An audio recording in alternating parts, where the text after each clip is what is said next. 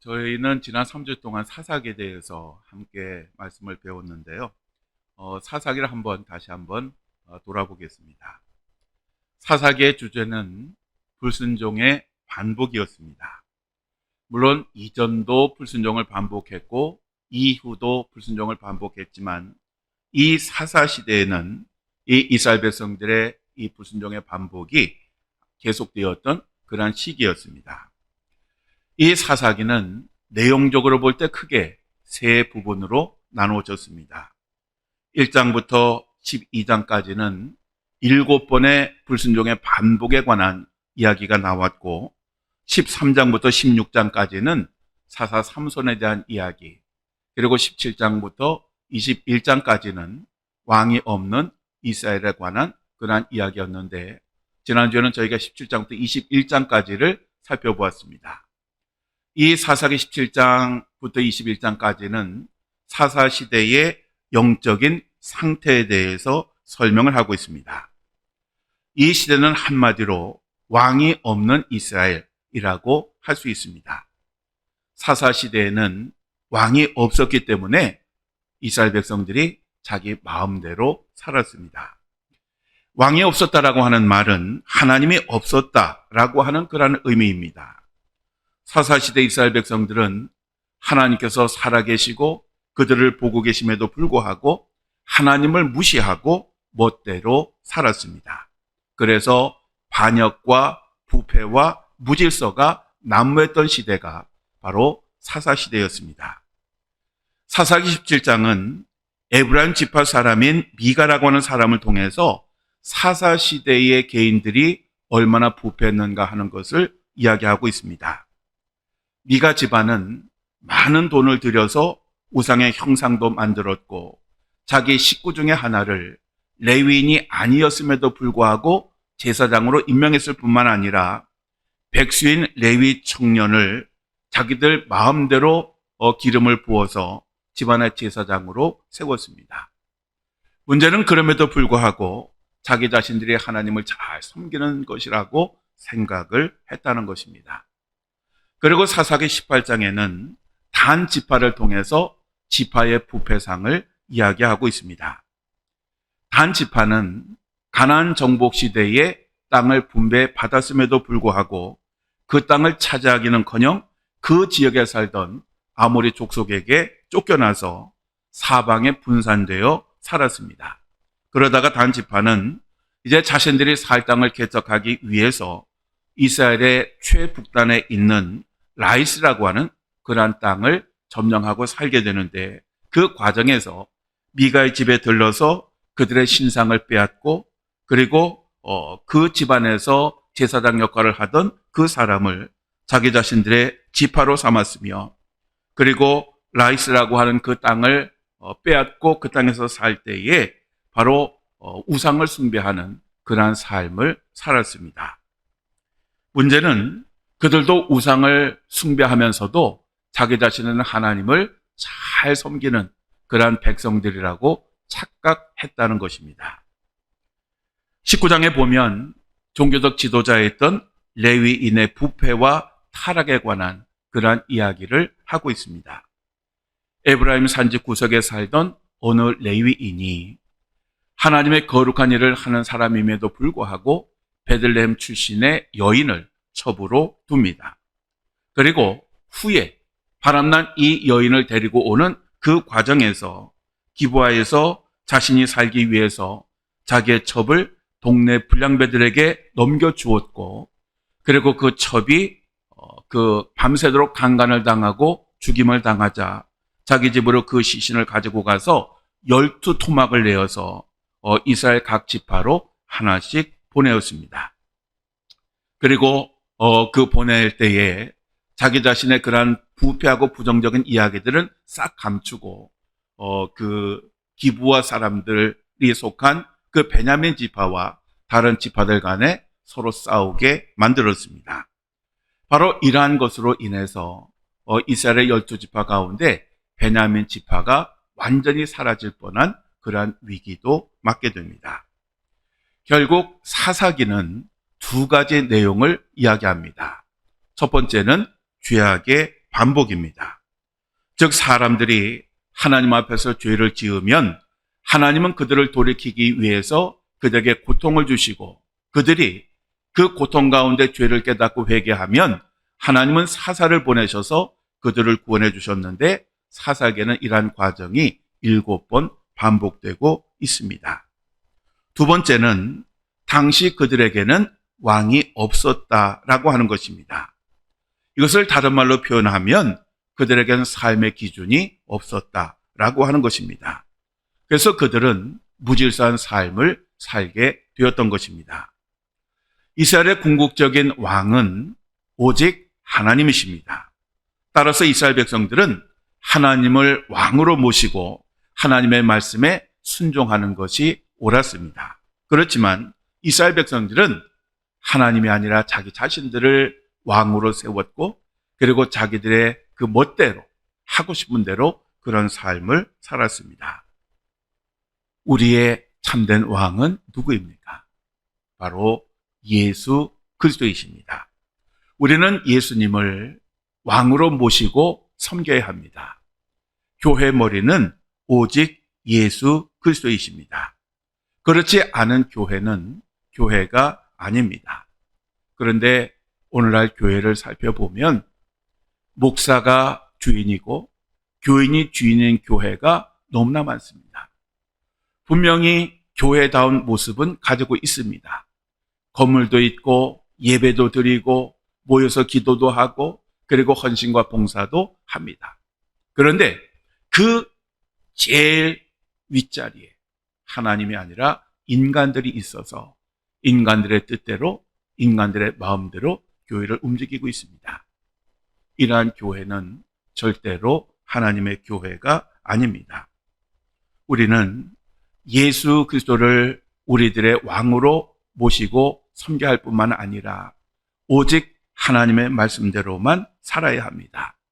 즉 하나님의 말씀이 삶의 기준이 되고 삶의 표준이 되어야 됩니다. 오늘날 죽어가는 교회가 다시 살아나는 방법은 다시 하나님의 말씀으로 돌아가는 것밖에 없습니다. 우리가 트린iti 성경 공부를 왜 열심히 해야 되느냐? 그것은 잃어버린 우리들의 형상을 회복하고 하나님을 주인으로 삼고 하나님의 말씀대로 살기 위함입니다.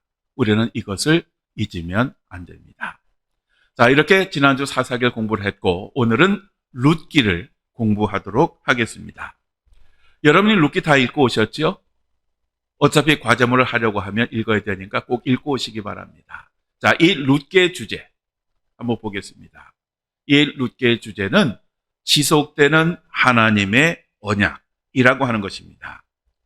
중동 지역의 속담 가운데 개가 짖어도 마차는 간다라고 하는 그러한 말이 있습니다. 아무리 인간들이 하나님을 배신하여 우상을 숭배하고 죄를 지어도 하나님은 우리 인간과 맺은 그 언약을 변함없이 계속해서 진행을 해갔습니다. 자, 그러면 여러분에게 나눠드린 그림 교재의 요점 부분을 우리 함께 읽겠습니다. 여러분 교재 가지고 계시죠? 자, 우리 함께 읽겠습니다. 룻기는 여호수아와 사사기에 참혹한 전쟁 이야기와는 대조되는 아름다운 이야기입니다. 이전에 하나님은 강하고 용감한 지도자를 부르셨습니다. 이제 하나님의 백성을 보존해야 하는 것은 뛰어난 여인인 나오미의 임무입니다. 가장 치명적인 상황이었음에도 불구하고 그녀는 신앙을 유지했으며 하나님의 언약 백성을 보존하기 위한 필요한 조치를 취했습니다. 엘리야의 때와 같이 모든 것은 나오미에게 달려 있었습니다. 나오미는 신실하게 하나님을 대변하였고 어떤 식으로든 룻이 하나님을 선택하도록 영향을 미쳤습니다. 그 결과 하나님의 손길 아래 또는 이스라엘의 하나님 여호와의 날개 아래서 룻과 나오미와 관련된 모든 사람이 축복받는 상황이 조성되었습니다. 중요한 것은 다윗과 그의 후손들을 위한 길이 준비되고 있다는 것입니다. 즉 하나님의 언약이 사사시대에도 지속되고 있다고 하는 것을 이야기하고 있는 것입니다. 하나님은 사사시대와 같이 반역과 부패와 죄가 난무한 혼란한 시대에도 그루터기와 같은 신자들, 즉 신실한 사람들을 남겨두셨습니다. 그리고 그러한 사람들을 통해서 하나님의 그 언약의 말씀을 계속해서 이루어 가십니다. 즉 그들의 미래를 준비하시는 것입니다. 바로 이러한 하나님 뜻을 잘 보여주는 것이 오늘 우리가 공부할 룻기의 내용입니다. 신약 성경은 총 66권입니다. 그 가운데 여자의 이름으로 기록된 성경이 딱 2권 있습니다. 하나는 오늘 우리가 배우는 룻기이고 또 하나는 뭐죠? 에스더서입니다. 그만큼 이 룻이라고 하는 이 여인은 굉장히 중요한 의미를 갖습니다. 자, 그 내용을 보면 다윗의 고향이자 예수님께서 태어나신 베들레헴에 엘리멜렉이라고 하는 사람과 나오미라고 하는 부부가 살았는데 그곳에 심한 흉년이 들었습니다. 그래서 엘리멜렉은 재산을 다 처분을 하고 가족들을 데리고 요단강을 건너서 모압 지방으로 이민을 갑니다. 지금 보시는 그 지도와 같이 베들레헴에서 요단강을 건너고 그리고 모압 땅으로 갔습니다. 이 엘리멜렉에게는 2 아들이 있었습니다. 말론과 기론이라고 하는 2 아들이었는데 그들이 이민을 갈 때는 아직 총각이었습니다. 그리고 모압으로 가서 그곳에서 이 아들들이 각각 모압 여인과 결혼을 하게 되었습니다. 큰 아들인 말론은 룻이라고 하는 여인과 결혼을 하였고 둘째 아들인 기론은 오르바라고 하는 여인과 결혼을 하였습니다. 그런데 이 엘리멜렉 가족이 이 모압 땅에서 사는 10년 동안 참 슬픈 일들이 많이 일어납니다. 먼저는 엘리멜렉이 그곳에서 죽었습니다. 그리고 이어서 2 아들이 자녀들을 낳지 못한 채로 죽었습니다. 결국 나오미와 룻과 오르바라고 하는 이 3 과부만 그 집안에 남았습니다. 그러자 나오미는 고향 베들레헴으로 다시 돌아가기로 결심을 합니다. 왜냐하면 이제는 어차피 남편도 없고 딱히 그곳에서 살 이유가 없어졌기 때문에 그렇습니다. 그래서 2 며느리와 함께 베들레헴으로 향해 가다가 가만히 생각해 보니 며느리들은 그냥 고향이자 친정인 바로 모압 땅에서 사는 것이 더 좋을 것 같아서 2 며느리에게 자기 자신을 따라 베들레헴으로 가지 말고 그냥 친정집으로 가라고 권면을 하였습니다. 그런데 이 2 며느리는 눈물을 뚝뚝 흘리면서 자기들은 시어머니를 모시고 끝까지 가겠다라고 그렇게 이야기를 합니다. 그러자 나오미가 이 며느리들에게 계대 결혼법이라고 하는 것을 이야기하였습니다. 바로 이 계대 결혼법에 관해서는 신명기에 나오는데 우리 신명기 25장 5절부터 10절까지의 말씀을 우리 함께 읽겠습니다. 형제들이 함께 사는데 그중 하나가 죽고 아들이 없거든 그 죽은 자의 아내는 나가서 타인에게 시집가지 말 것이요 그의 남편의 형제가 그에게로 들어가서 그를 맞이하여 아내로 삼아 그의 남편의 형제된 의무를 그에게 다 행할 것이요 그 여인이 낳은 첫 아들이 그 죽은 형제의 이름을 잊게 하여 그 이름이 이스라엘 중에서 끊어지지 않게 할 것이니라. 그러나 그 사람이 만일 그 형제의 아내 맞이하기를 즐겨하지 아니하면 그 형제의 아내는 그 성문으로 장로들에게로 나아가서 말하기를 내 남편의 형제가 그의 형제의 이름을 이스라엘 중에 잊기를 싫어하여 남편의 형제된 의무를 내게 행하지 아니하나이다 할 것이요 그 성읍 장로들은 그를 불러다가 말할 것이며 그가 이미 정한 뜻대로 말하기를 내가 그 여자를 맞이하기를 즐겨하지 아니하노라 하면 그의 형제의 아내가 장로들 앞에서 그에게 나아가서 그의 발에서 신을 벗기고 그의 얼굴에 침을 뱉으며 이르기를 그의 형제의 집을 세우기를 즐겨 아니하는 자에게는 이같이 할 것이라 하고 이스라엘 중에서 그의 이름을 신복김 받은 자의 집이라 부를 것이니라. 아멘. 이 계대 결혼법이라고 하는 것은 가족 중에 어느 형제가 대를 이을 아들을 낳지 못하고 죽을 경우에 다른 형제가 죽은 형제의 아내를 취하여 아들을 낳아 가문과 기업을 잇게 하는 그러한 법이었습니다.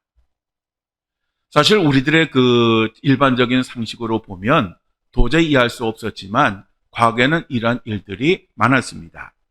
그래서 이스라엘뿐만 아니라 히타이트족도, 그리고 고대 아수르 제국도, 그리고 가나안 족속들에게도 이러한 법이 있었습니다. 그리고 모세 시대의 율법을 통해서 바로 이스라엘 백성들도 이러한 법을 지키게 되었습니다.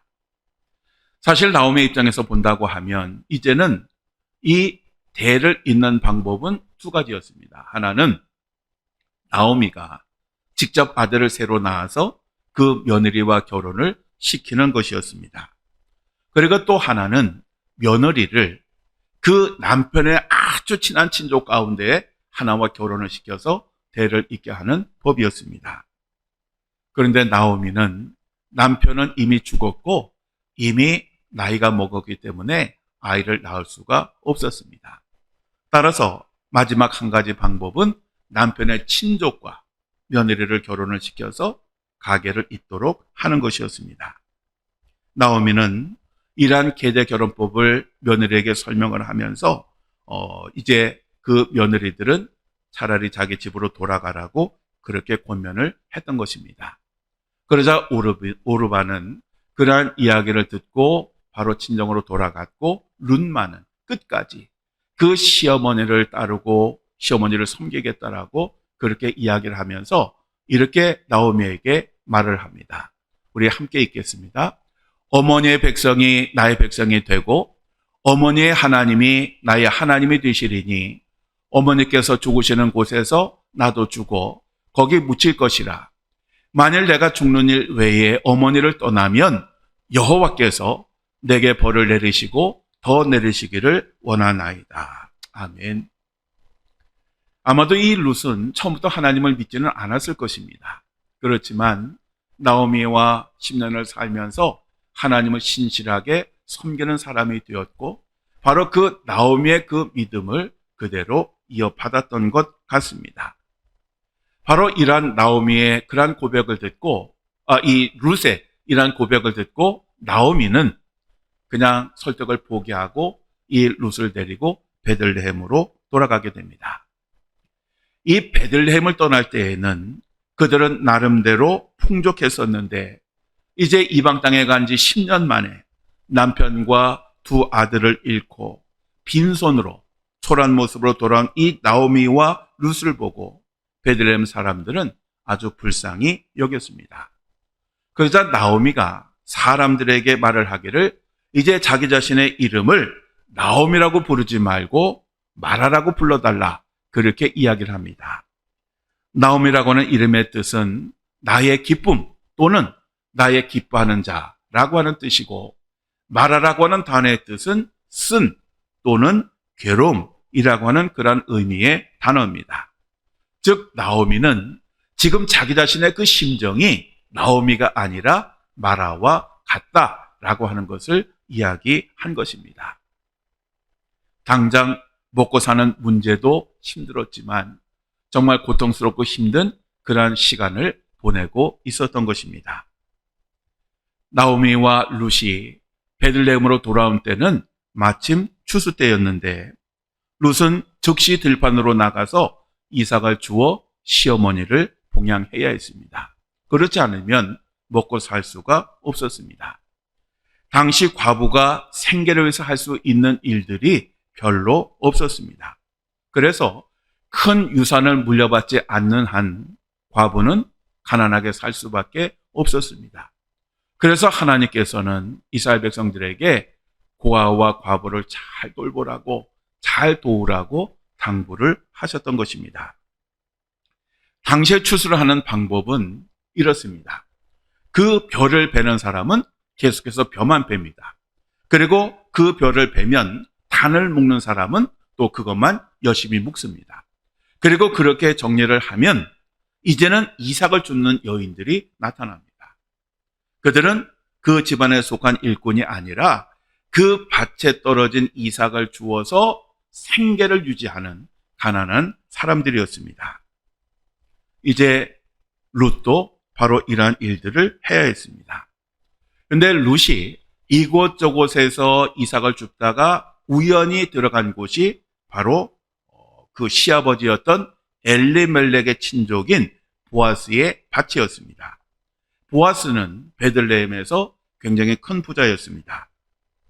이 보아스가 자기 밭에서 추수하는 것을 감독하러 나왔다가 낯선 여자가, 즉 자기가 이전에 보지 못했던 여자가 이삭을 줍고 있는 그런 모습을 보았습니다.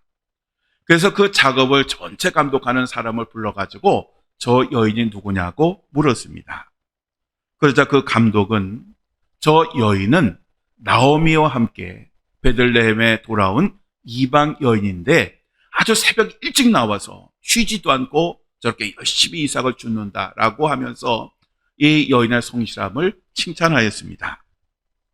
그러자 보아스는 이 룻을 따로 불러서 절대로 다른 데 가지 말고 자기 그 집에서 열심히 이삭을 주우라고 당부를 하면서 다른 사람들에게는 이 룻을 건들지 말라고 하였습니다. 그리고 뿐만 아니라 길로 온 물을 이 룻은 마음대로 마시게 하라고 그렇게 당부를 하였습니다. 그 땅에서 이삭을 줍는 사람들은 많았지만 이 보아스는 룻에게 아주 특별한 혜택을 주었던 것입니다.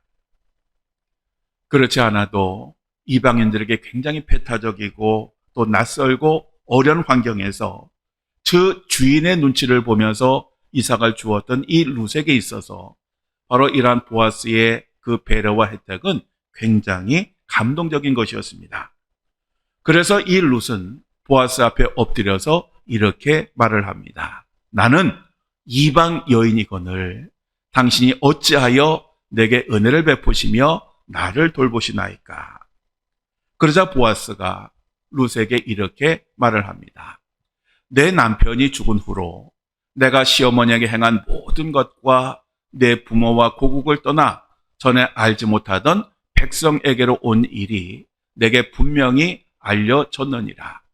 여호와께서 내가 행한 일에 보답하기를 원하며 이스라엘의 하나님 여호와께서 그의 날개 아래에 보호를 받으러 온 내게 온전한 상 주시기를 원하노라. 보아스는 모든 것을 포기하고 낯선 이방 땅에 와서 시어머니를 공경하면서 사는 이 룻에 관한 소문을 미리 들어서 알고 있었던 것입니다. 그래서 그 룻에게 그 축복을 빌었던 것입니다. 그러자 룻은 이 보아스의 은혜에 감사를 하면서 자기 자신을 가리켜서 하녀 중에 하나와도 같지 못하오나 라고 그렇게 표현을 합니다.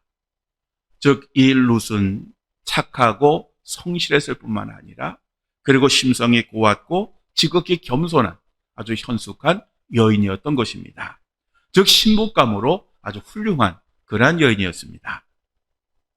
그러자 보아스는 자기 자신이 식사를 할 때에 이 룻을 불러서 함께 먹었고 식사 후에 다시 룻이 이삭을 주우러 가자 일하는 사람에게 곡식단에서 조금씩 뽑아서 흘려서 롯이 그것을 죽게 하였고, 그리고 곡식 단 있는 데서 그 이삭을 주울 수 있도록 배려를 하게 했으며 어떠한 잔소리도 하지 말라고 그렇게 명령을 하였습니다.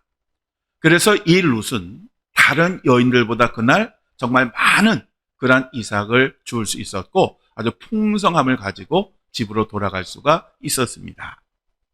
집으로 돌아온 룻은 시어머니에게 그날 있었던 모든 이야기를 그대로 하였습니다.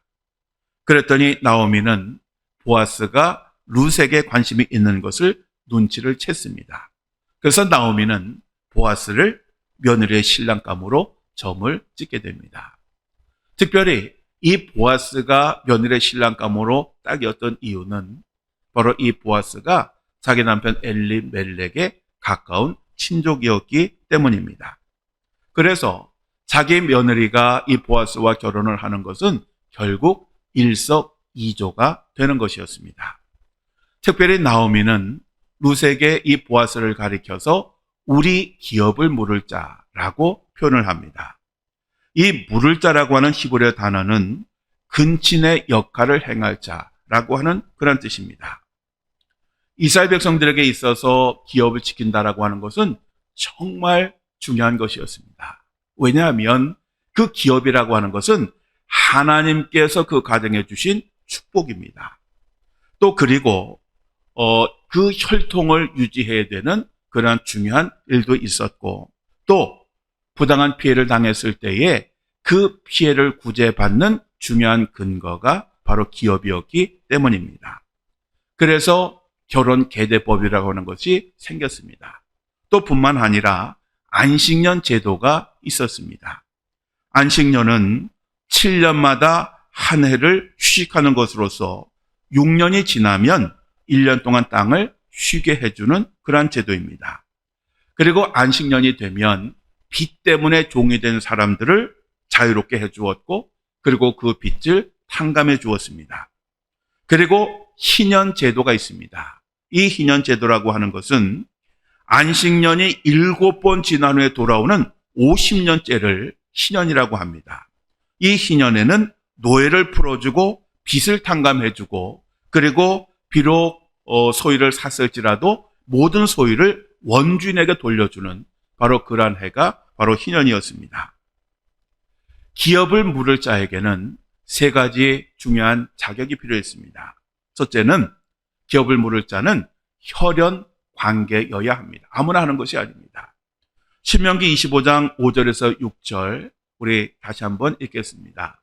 형제들이 함께 사는데 그중 하나가 죽고 아들이 없거든 그 죽은 자의 아내는 나가서 타인에게 시집가지 말 것이요 그의 남편의 형제가 그에게로 돌아가서 그를 맞이하여 아내로 삼아 그의 남편의 형제된 의무를 그에게 다 행할 것이요 그 여인이 낳은 첫 아들이 그 죽은 형제의 이름을 잊게 하여 그 이름이 이스라엘 중에서 끊어지지 않게 할 것이니라. 아멘. 즉 기업을 물을 자는 어떤 사람이어야 되느냐?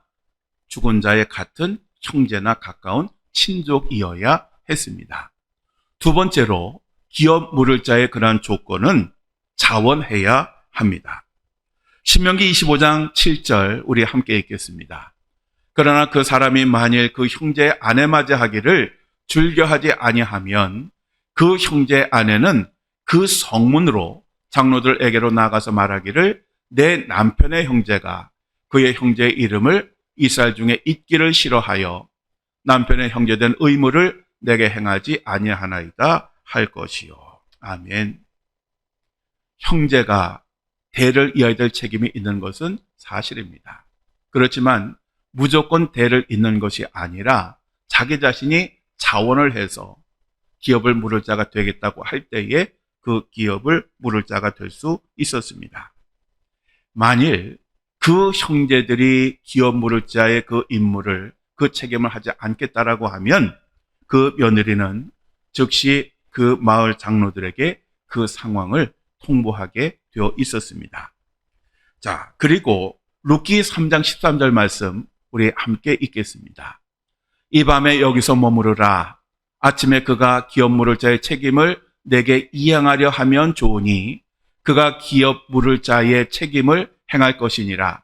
만일 그가 기업 물을 자의 책임을 내게 이행하기를 기뻐하지 아니하면 여호와께서 살아계심을 두고 맹세하노니 내가 기업 물을 자의 책임을 내게 이행하리라. 아멘. 자, 이 말은 무슨 말이냐 하면 보아스가 룻에게 그런 얘기를 합니다. 기업 물을 자가 자기 자신은 되고 싶지만 그러나 자기보다 더 우선순위 된 사람이 하나 있으니 그 사람에게 먼저 의견을 물어보고 그 사람이 거절을 하면 내가 하겠다라고 하는 그런 말입니다. 자, 기업 물을 자의 세 번째 조건은 능력을 갖춰야 합니다. 레위기 25장 25절을 우리 함께 읽겠습니다. 만일 내 형제가 가난하여 그의 기업 중에서 얼마를 팔았으면 그에게 가까운 기업 물을 자가 와서 그의 형제가 판 것을 물을 것이요. 아멘. 즉 죽은 자가 돈 때문에 어쩔 수 없이 자기의 기업을 팔았다라고 하면 기업 물을 자는 다시 그 땅을 사서 돌려주어야 할 책임이 있었다라고 하는 그런 것입니다. 왜냐하면 그 땅은 죽은 자의 기업이기 때문에 그렇습니다. 이러한 면에서 보아스는 엘리멜렉의 그 친족으로서 기업을 물을 자로서의 조건을 다 갖추고 있었던 그런 사람이었던 것입니다. 이제 나오미는 바로 이 룻과 보아스를 연결시켜주기 위해서 작전을 꾸미게 됩니다. 나오미는 룻에게 타작마당에서 보리를 까불리는 날에 목욕을 하고 기름을 바르고 예쁜 옷을 입고 숨어 있다가 밤에 보아스가 곡식단 끝에서 잠을 자면 그때 몰래 그 보아스의 발치에 누우라고 당부하였습니다. 당신은 타작을 하게 되면 하루 안에 다 끝나는 것이 아니기 때문에 모든 것이 끝날 때까지 그 곡식을 지키는 사람이 있었습니다. 그래서 보아스도 그날 저녁에 그 식량을 지키기 위해서 단 끝에서 잠을 자게 되었습니다. 바로 그때에 이 룻은 시어머니가 시키는 대로 그의 발치 아래 이불을 걸치고 그 안에 들어가서 잠을 자게 되었던 것입니다. 새벽에 잠에서 깬 보아스는 깜짝 놀랍니다. 왜냐하면 자기 발치에 어떤 사람이 누워 있었기 때문에 그렇습니다. 그런데 당신은 좀 어두웠기 때문에 그 사람이 누구인지를 바로 알 수가 없어서 누구냐고 물었습니다. 그러자 룻이 이렇게 대답을 했습니다. 나는 당신의 여종 룻이오니 당신의 옷자락을 펴 당신의 여종을 덮으소서. 이는 당신이 기업을 물을 자가 됨이니이다. 여기에서 당신의 옷자락을 펴 당신의 여종을 덮으소서라고 하는 말은 나를 보호해달라라고 하는 그런 의미고요. 바로 이 말은 자기와 결혼해달라라고 하는 그런 뜻입니다. 룻은 이렇게 말함으로써 자기 자신은 그 보아스와 결혼할 마음이 있음을 알렸던 것입니다. 그리고 그러한 근거는 보아스가 기업을 물을 자였기 때문입니다. 즉 보아스에게 당신은 기업을 물을 자이니 그 의무를 행하라고 그렇게 요구를 했던 것입니다.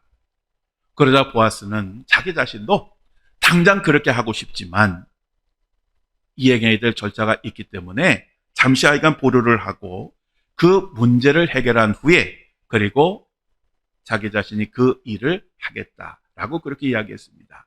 왜냐하면 그 엘리멜렉의 기업을 잇는 자격이 보아스보다 먼저인 사람이 있었기 때문에 그렇습니다. 그래서 보아스는 일단 사람들에게 아무것도 이야기하지 말라고 당부를 하고 식량을 보내서 그 룻을 보냈습니다. 그리고 나서 그는 성문 앞으로 갔습니다. 그리고 그 성문 앞에서 기업 물을 자를 기다렸습니다. 그리고 그를 만나자 자기 옆에 앉게 한 후에 즉시 그 성읍의 장로 10명을 청하여 자신들의 대화의 증인이 되도록 했습니다. 그런 후에 그 사람에게 보아스는 그 엘리멜렉이 그 베들레헴을 떠날 때에 팔았던 그 땅을 모두 사서 나오미에게 주겠느냐고 물었습니다. 즉 엘리멜렉의 기업을 되찾아 주겠느냐라고 하는 그러한 질문이었습니다. 그러자 그 사람은 그렇게 하겠다라고 대답을 했습니다. 아마도 보아스는 이 사람이 노 하기를 원했겠지만 그 사람은 기대와는 달리 예스라고 말을 했습니다. 그러자 보아스는 그 사람에게 다시 한번 질문을 합니다. 그것은 그 나오미의 며느리인 그 룻과 결혼을 해서 대를 잇게 하겠느냐라고 물었습니다. 왜냐하면 기업을 물을 자라고 하면 그 집안 며느리와 결혼을 해서 아들을 낳고 그 아들로 하여금 기업을 잇도록 해야 했기 때문에 그렇습니다. 그런데 이번에는 그 사람이 예라고 대답하지 않았습니다. 아마도 그 밭을 사서 돌려주는 것도 손해인데 그 모든 것을 그 아이에게 또 물려준다고 생각하니 별로 마음이 편치 않았던 것 같습니다. 그래서 두 번째 질문에서 이 사람은 자기 자신은 기업 물을 자가 되지 않겠다라고 그렇게 대답을 했습니다. 그러자 보아스는 그에게 신발을 벗으라고 요구합니다. 신발을 벗는다라고 하는 말은 기업 물을 자로서의 그 권리, 그 책임을 행사하지 않겠다라고 하는 그런 의미였습니다. 그러자 그 사람은 자기의 신발을 벗어 주었고 그 보아스에게 네가 기업 물을 자가 되라고 말을 하였습니다. 그래서 가장 우선적인 자격을 가졌던 이 사람이 기업 물을 자가 되는 것을 포기함으로써 보아스에게 기회가 찾아왔던 것입니다. 이렇게 정식으로 모든 절차를 밟은 보아스는 모든 사람들 앞에서 자기 자신은 엘리멜렉이 팔았던 그 밭도 사서 돌려줄 것이고 그리고 자기 자신은 그 집안의 며느리인 룻과 결혼을 해서 아이를 낳고 그 아이에게 모든 것을 물려주겠다라고 그렇게 선언을 하였습니다. 즉 모든 사람들 앞에서 자기 자신은 기업 물을 자가 되겠다라고 그렇게 이야기를 한 것입니다. 그러자 그 자리에 증인으로 초대받았던 10명의 장로들 그리고 그들의 대화를 들었던 모든 사람들이 이 보아스를 축복하면서 자신들이 증인이 되겠다라고 그렇게 이야기를 합니다. 루키 4장 11절부터 12절까지의 말씀 우리 함께 읽겠습니다. 우리가 증인이 되나니 여호와께서 내 집에 들어가는 여인으로 이스라엘의 집을 세운 라헬과 레아 두 사람과 같게 하시고 내가 에브라스에서 유력하고 베들레헴에서 유명하게 하시기를 원하며 여호와께서 이 젊은 여자로 말미암아 내게 상속자를 주사 내 집이 다말이 유다에게 낳아준 베레스의 집과 같게 하시기를 원하노라. 아멘. 여기에서 내 집이 다말이 유다에게 낳아준 베레스의 집과 같게 하시기를 원하노라라고 했는데 이 말씀의 배경이 이렇습니다. 유다에게는 세 아들이 있었습니다. 그 첫째 아들이 에르였는데 이 에르라고 하는 아들은 하나님 보시기에 정말 악을 행하는 그런 사람이었습니다. 그래서 하나님께서 그를 징계하셔서 죽이셨습니다. 이 에르는 상속자가 없이 죽었습니다. 그러자 유다의 며느리인 다말이 유다와 관계를 맺고 유다에게 두 아들을 낳아 주었는데 바로 두 아들이 베레스와 세라였습니다. 오늘날에는 시아버지와 며느리가 관계를 해서 아들을 낳았다. 이거는 정말 있을 수 없는 그러한 일이었지만 당시 사회에서는 이러한 일들이 있었습니다. 이렇게 유다와 며느리 사이에서 낳은 그 첫 번째 아들인 베레스가 아버지 에리의 기업을 물려받게 된 것입니다. 그래서 사람들은 이 베레스가 계대 결혼법에 따라서 보아스의 조상이 된 것처럼 룻과 보아스 사이에서 낳은 아들이 이와 같이 되기를 원한다라고 그렇게 말을 했던 것입니다. 자, 이렇게 보아스는 서두르지 아니하고 모든 사람들에게 인정받고 축복받는 상황 가운데 정식으로 룻과 결혼을 하게 되었고 사람들은 이렇게 해피엔딩을 맞게 된 보아스와 룻을 마음으로 축복을 해 주었습니다. 그리고 이 보아스와 룻이 결혼을 하여 아들을 낳았는데 바로 그 아들이 오벳이었습니다. 자, 여러분이 지금 보시는 그 그림은 족보가 나옵니다. 즉, 그 오벳이 이제 그 세상에 태어나게 되는데 이 오벳이 후에 이새를 낳습니다. 그리고 그 이새는 다윗을 낳습니다. 그리고 다윗의 후손 가운데 예수님이 태어나시게 됩니다.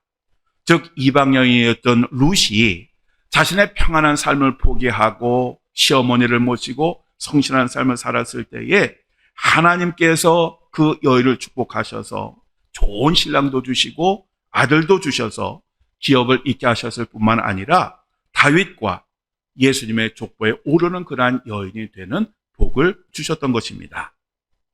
이렇게 해서 흉년을 피해서 이방 땅에 가서 살았던 집안의 모든 남자들이 죽고 빈손으로 돌아왔던 나오미와 룻은 하나님의 은혜로 잃었던 기업도 회복하였고, 룻은 좋은 사람을 만나서 결혼을 하여 아들을 낳음으로써 기업을 잇는 복을 누리는 가정을 만들었습니다. 그리고 저주받은 가정이 이 나오미와 룻의 삶을 통해서 축복의 가정이 되었다라고 하는 것이 룻기의 이야기입니다. 우리는 이 나오미와 룻이라고 하는 여인을 통해서 언약을 이어가시는 하나님을 룻기에서 만나게 됩니다. 룻기의 가장 중요한 포인트는 바로 이것입니다.